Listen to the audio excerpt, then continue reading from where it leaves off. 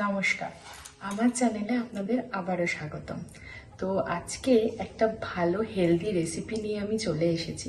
চলুন আজকে তাহলে শুরু করা যাক, আপনারাও সাথে থাকুন। চলুন। তো আজকের হেলদি রেসিপিটা বানানোর জন্য আমাদের কটা জিনিস প্রয়োজন হবে।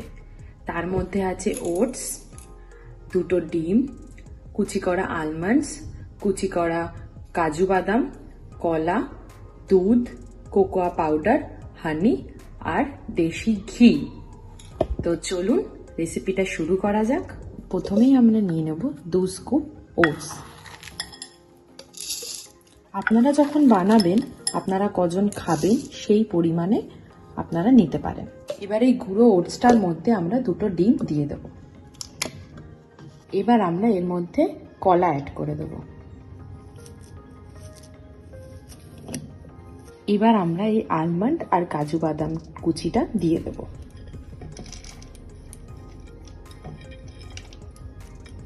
এবার আমরা এর মধ্যে দিয়ে দেব দুধ। এবার আমরা এর মধ্যে খুবই সামান্য কোকোয়া পাউডার দিয়ে দেব। এবার এই সব জিনিসগুলোকে সুন্দর করে ব্লেন্ড করে নেব। এবার আমরা এই পেস্টটাকে ঢেলে নেব। দেখুন কি সুন্দর একটা মিক্সার এসছে। এই যে বাটারটা এরকম ভাবেই ঠিক হবে। এবার যদি আপনাদের মনে হয় যে বাটারটা বেশি লিকুইড হয়ে গেছে, তাহলে আপনারা সেই ক্ষেত্রে একটুখানি ওট মিক্সিতে মিক্স করে দিয়ে দিতে পারেন। আর যদি মনে হয় যে এর ক্ষেত্রে যদি অপোজিটটা হয় যে বেশি ঠিক হয়ে গেছে, সেই ক্ষেত্রে আপনারা একটুখানি দুধ অ্যাড করে দিতে পারেন। তো সেক্ষেত্রে কোনো অসুবিধা হবে না, সুন্দরভাবেই জিনিসটা হয়ে যাবে। তো চলুন এবার বাকি স্টেপগুলো করা যাক। এবার প্যানটা গরম হয়ে গেছে, তো আমরা অল্প একটুখানি ঘি দিয়ে দেব।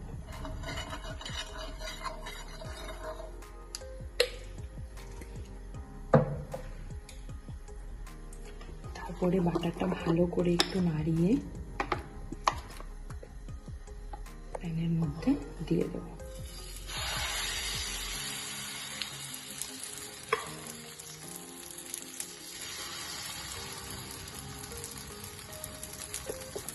তারপরে 1 মিনিটের মতন করে একটু ঢাকা দিয়ে দেবো। আর এই রান্নাটা কিন্তু আপনাদের পুরো একদম সিমে রান্না হবে, একদম হালকা আছে। তো 1 মিনিট হয়ে গেছে, এবার ঢাকনাটা আমরা তুলে নিচ্ছি।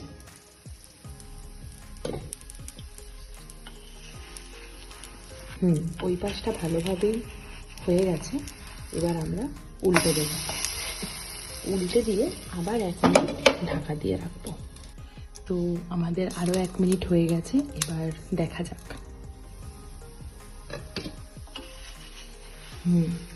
সুন্দরভাবে 2টো পিঠি রান্না হয়ে গেছে। এবার আমরা এটা নামিয়ে নিচ্ছি। এবার এর মধ্যে একটুখানি মধু দিয়ে দেব।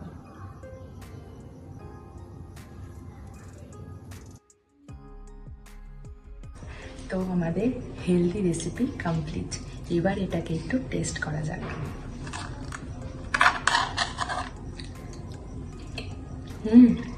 খেতে ভালোই লাগছে।